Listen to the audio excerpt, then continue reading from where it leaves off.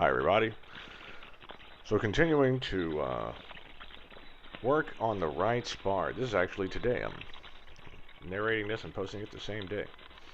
So yeah, all of the holes I have drilled all the holes, and now I'm working on the nut plates. So first thing, um, I've asked this of other builders and vans as well. So, you know, the mantra of home building is deburr, baby, deburr, right?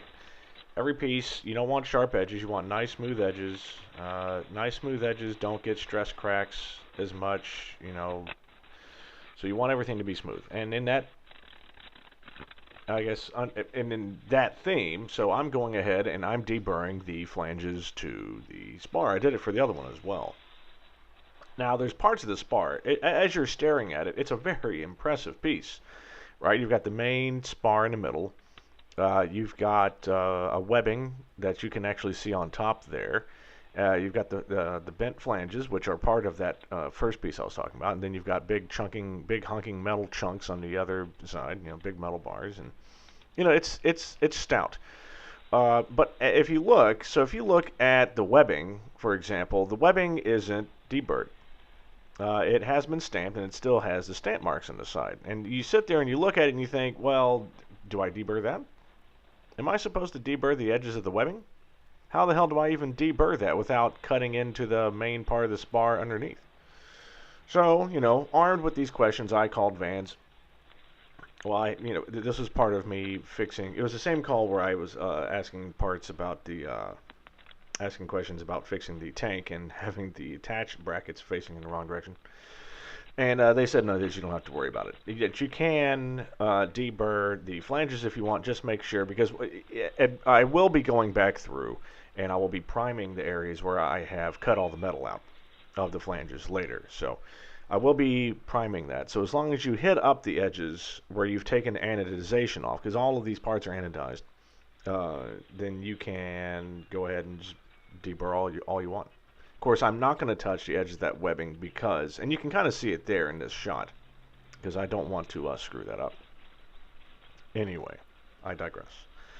Now we're working on the nut plates. I'm going to do one side of this spar in this video. In the next video, I'll do the other side. But so what we're putting on are first we're starting with the fuel tank nut plates, and then there is the inspection plate nut plates. So one is a size 8 screw, the other one's a size 6. I apparently have disappeared. Pardon me. So what you do is you screw the nut plate on. You align it by putting a screw in temporarily. Then you can line up the two rivets through the hole into the nut plate, and then just go ahead and bang away. Here you see me on the phone. My wife had called, and I'm teaching her some HTML tips. She had a couple of questions about HTML, which I hadn't written HTML since 2007. It's been at least 11 years, but at least I remember what a few of the tags are. So anyway, I'm just sitting here doing speaking of which, there's my wife texting me right now. So yeah, it's just rinse, wash, repeat. Hold the nut plate in place with the screws so that it's aligned properly. Put the two rivets in, and then squeeze. Then remove screw. And it's the same for both. Now, it's not all the same ones, of course. There will be a few areas where you use nut plates that go rivet, rivet, nut as you're going across. So the normal nut plates, there's a rivet on both sides with the bolt in the center. Right, so it's rivet, bolt, rivet. There's also some other ones on the side that you have to put on that don't have that kind of space, and so you wind up putting ones, and it's a rivet, rivet, bolt. I know that doesn't make any sense trying to describe it, and since I didn't apparently decide to hold up one of those rivets in the front, you just have to trust me on that they're different.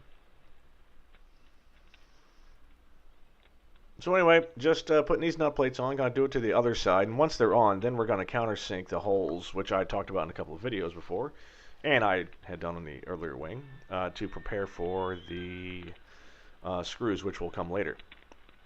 So anyway, just doing that, and yeah. So I will see you soon.